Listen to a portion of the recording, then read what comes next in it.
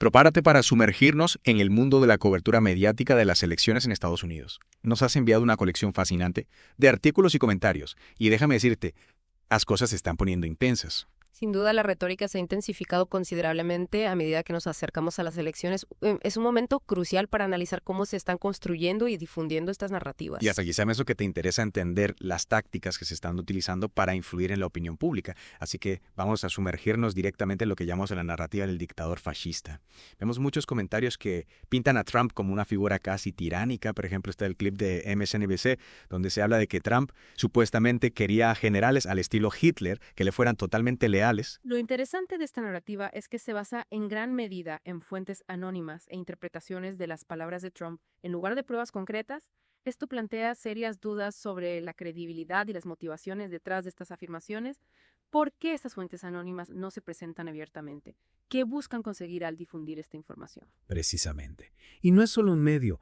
Anderson Cooper también tuvo un segmento donde un exfuncionario de Trump afirmaba que Trump admiraba a Hitler y que encajaba en la definición de fascista. Esto plantea una cuestión ética importante.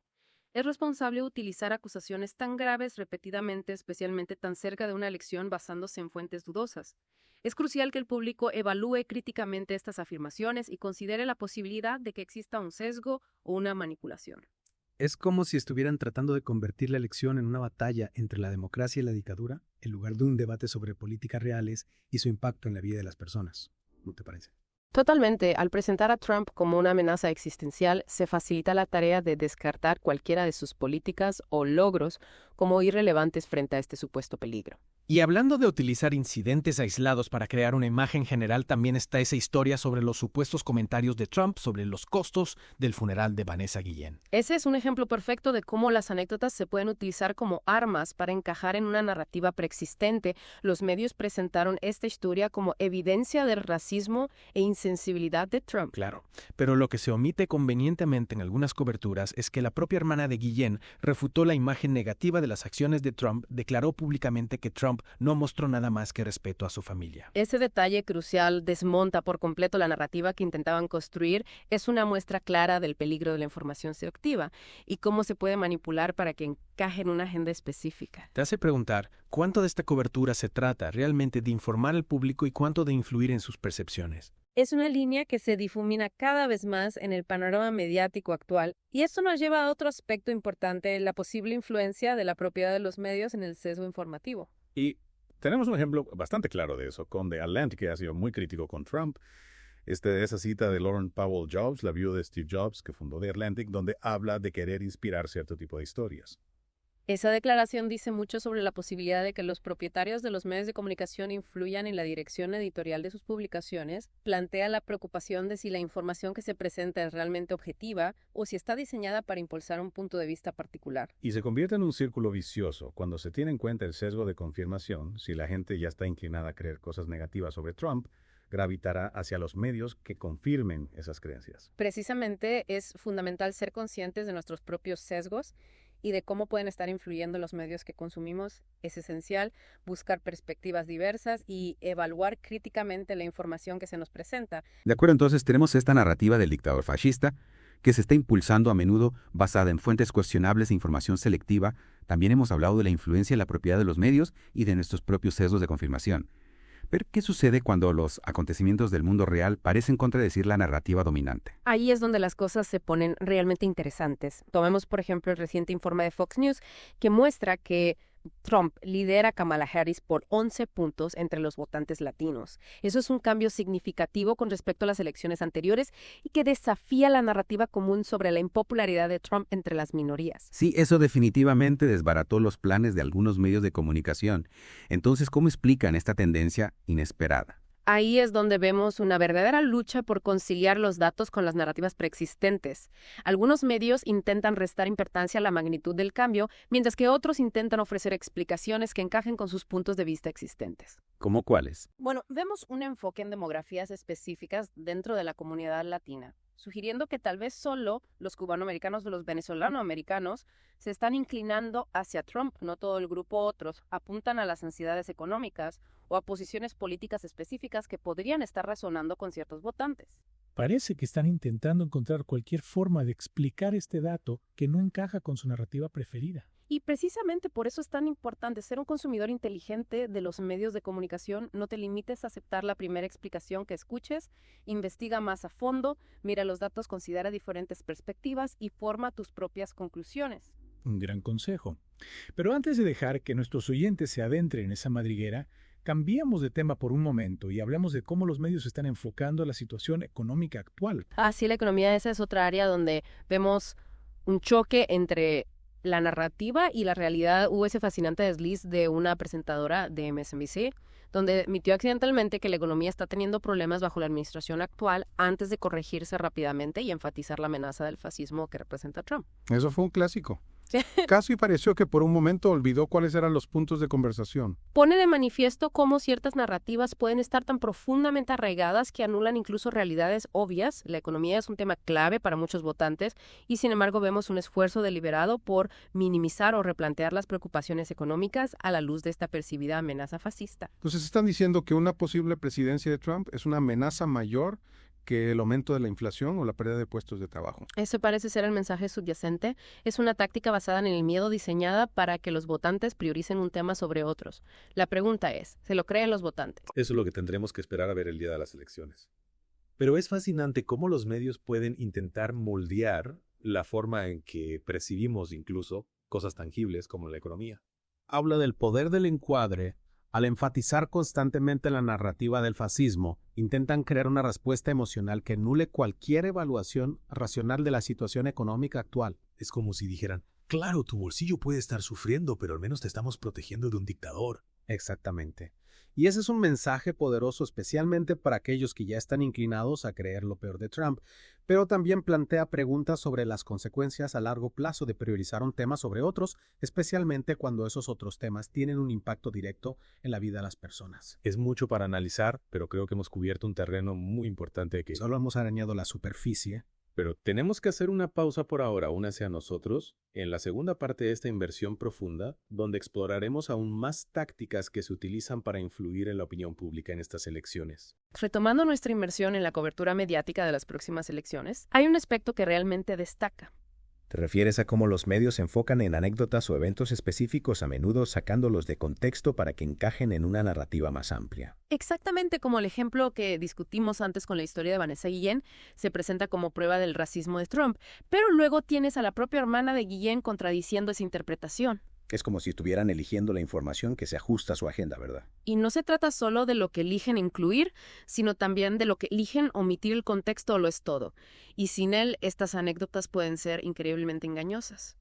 Entonces, ¿cómo podemos, como consumidores de información, evitar caer en estas trampas?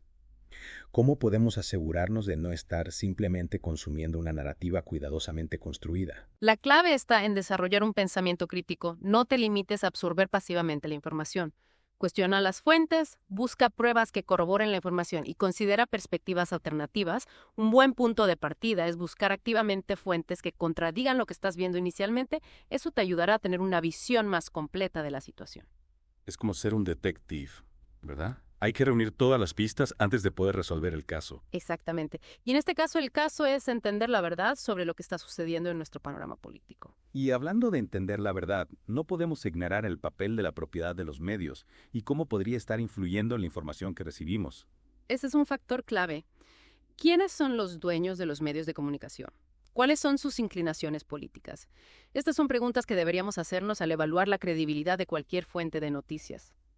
Hablamos de Laurent Powell Jobs y The Atlantic, pero va más allá. Hay numerosos ejemplos de magnates de los medios con claras agendas políticas que utilizan sus plataformas para promover esas agendas. Y no siempre es abierto o intencional, puede ser sutil, como elegir destacar ciertas historias sobre otras o enmarcar los temas de una manera particular. Es como un filtro que colorea todo lo que vemos. Puede que ni siquiera nos demos cuenta de que está ahí, pero está dando forma a nuestras percepciones de todos modos. Entonces, ¿cómo podemos detectar esos filtros? ¿Cómo podemos protegernos de esa influencia invisible? La clave está en ser conscientes de estos sesgos, busca fuentes de información diversas, desafía tus propias suposiciones y estate dispuesto a considerar puntos de vista que difieran de los tuyos. Se trata de ser de mente abierta y reconocer que ninguna fuente tiene el monopolio de la verdad. Precisamente, y eso nos lleva a otro punto crítico, la importancia de entender cómo los medios enmarcan los temas y los eventos. Y tocamos esto antes con el ejemplo de la economía versus la amenaza del fascismo. Es como si estuvieran enfrentando estas dos cosas, obligando a los votantes a elegir cuál es la mayor preocupación. Es una técnica clásica de encuadre. Al enfatizar la narrativa del fascismo, están esencialmente restando importancia a otros temas como la economía, la atención médica o la educación. Piénsalo de esta manera. Si te dicen constantemente que hay un incendio en tu casa, es probable que no te preocupes demasiado por si la alfombra está un poco sucia, ¿verdad? El miedo y la urgencia pueden hacer que pasemos por alto otros problemas importantes. Entonces no es que estén mintiendo necesariamente sobre el estado de la economía, sino que están eligiendo centrarse en algo más que creen que será más efectivo para influir en los votantes. Exactamente. Y ahí es donde radica el peligro. Si somos bombardeados constantemente con mensajes sobre fascismo y dictadura, podríamos perder de vista los otros problemas críticos que están impactando nuestras vidas. Es como si estuvieran creando una sensación de urgencia y miedo que dificulta pensar racionalmente sobre cualquier otra cosa. Y ese es precisamente el objetivo. El miedo es un motivador poderoso y puede ser utilizado para manipular a la gente para que tome decisiones que de otra manera no tomaría. Entonces, ¿cómo combatimos este alarmismo y tomamos decisiones informadas, basadas en hechos, no en emociones? ¿Cómo podemos evitar que el miedo nuble nuestro juicio? Volvemos a lo que decíamos antes sobre pensamiento crítico. Cuestiona todo, busca pruebas y no te dejes llevar por la histeria. Pregúntate cuáles son los hechos, cuáles son los posibles sesgos en juego y cuáles son las consecuencias en el mundo real de las decisiones que tomamos. Se trata de dar un paso atrás y analizar la situación con la cabeza fría, ¿verdad? Exacto. Si podemos hacer eso, tenemos muchas más probabilidades de tomar decisiones que estén alineadas con nuestros valores y nuestros mejores intereses. Y no ese es el objetivo de ser un ciudadano informado.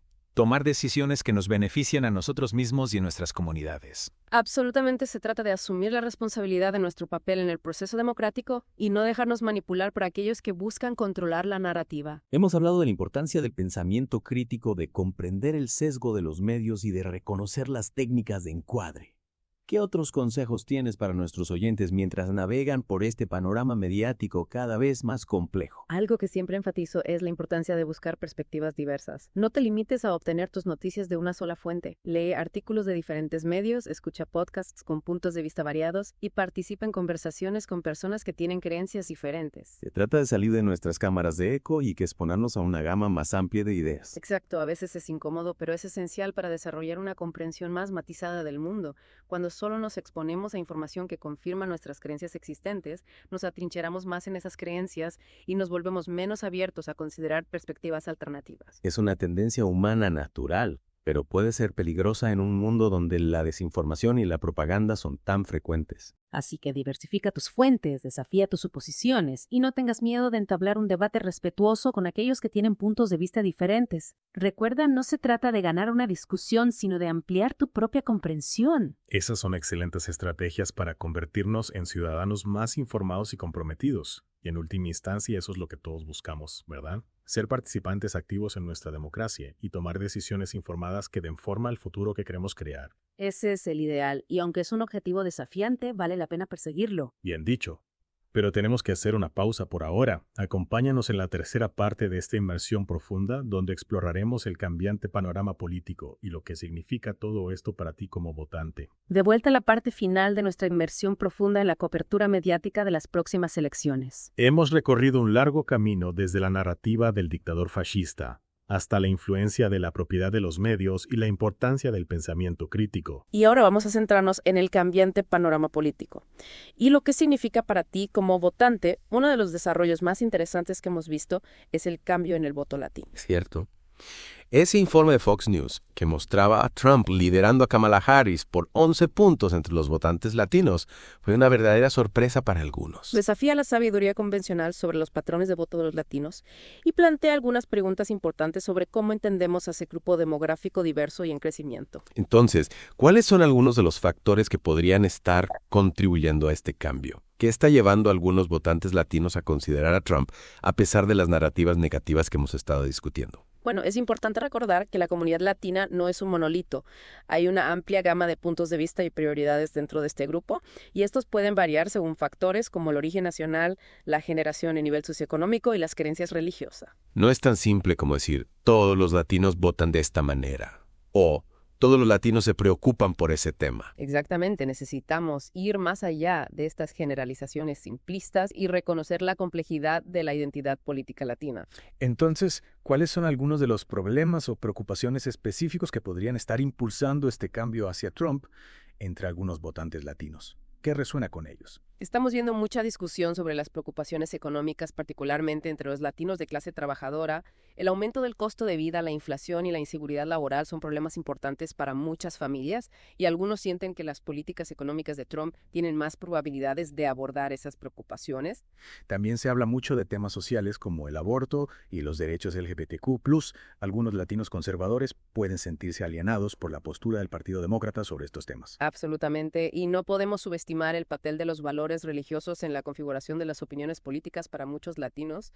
La fe juega un papel central en sus vidas y pueden alinearse con candidatos o partidos que comparten sus valores. Entonces es una combinación de factores, tanto económicos como sociales, los que están contribuyendo a este cambio en el voto latino.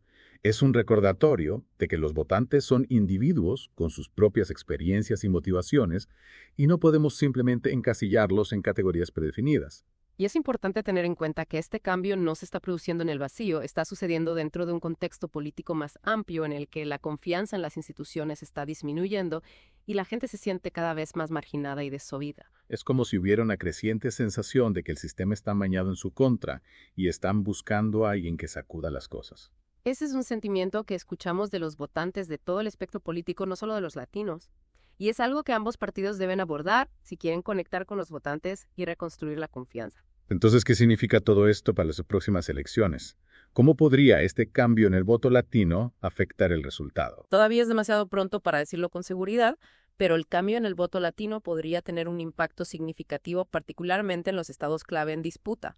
Definitivamente es algo que ambas campañas están observando de cerca. Y es un recordatorio de que no podemos dar por sentado ningún bloque de votantes. Necesitamos comprometernos con los votantes, escuchar sus preocupaciones y ofrecer soluciones que satisfagan sus necesidades. Se trata de construir relaciones, no solo de hacer suposiciones o confiar en estereotipos anticuados. Exactamente. Y esa es una lección que se aplica a todos nosotros, no solo a los políticos. Necesitamos ser más abiertos de mente, más dispuestos a escuchar y más comprometidos con nuestras comunidades. Para concluir esta inmersión profunda, ¿cuáles son algunas de las conclusiones clave para nuestros oyentes? ¿Qué deberían recordar al navegar por el panorama mediático y prepararse para las elecciones? En primer lugar, recuerden que los medios de comunicación no son una entidad monolítica. Hay una variedad de perspectivas y sesgos en juego, y es importante ser conscientes de ellos a medida que consumes información. No te limites a aceptar todo lo que lees o escuchas al pie de la letra. Investiga por tu cuenta, cuestiona las fuentes y busca puntos de vista diversos. Y recuerda que tienes el poder de moldear la narrativa. Participa en conversaciones, comparte tus propias experiencias y responsabiliza a los que están en el poder. Se trata de ser un participante activo en nuestra democracia, no solo un observador pasivo. Y por último, no subestimes el poder de tu voto. Asegúrate de estar registrado, informado y listo para hacer oír tu voz el día de las elecciones. Infórmate, reflexiona y vota con conciencia. Bien dicho. Ha sido un viaje perspicaz explorar el panorama mediático y su impacto en las próximas elecciones. Gracias por acompañarnos en esta inmersión profunda. Hasta la próxima.